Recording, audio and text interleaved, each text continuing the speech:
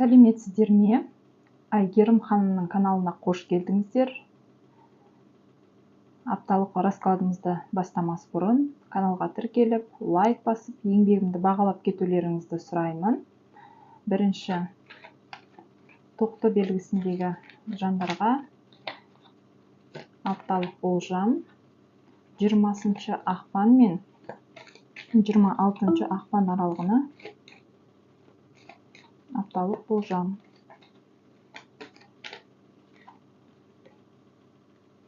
Қандай өзгерістер, қандай жаңалықтар тұрған, қанекей көрейік.